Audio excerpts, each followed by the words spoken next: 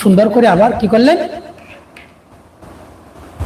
মহাপ্রভু নিজের ওনার যে আরাধ্যর যে স্বরূপ সার্বভৌমের, সে আরাধ্য স্বরূপ প্রকট হলেন।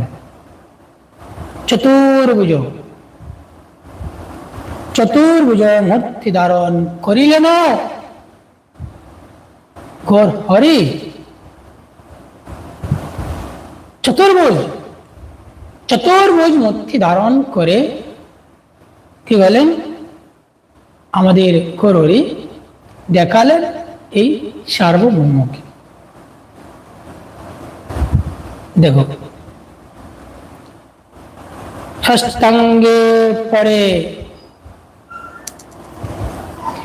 সার্বভৌম প্রভু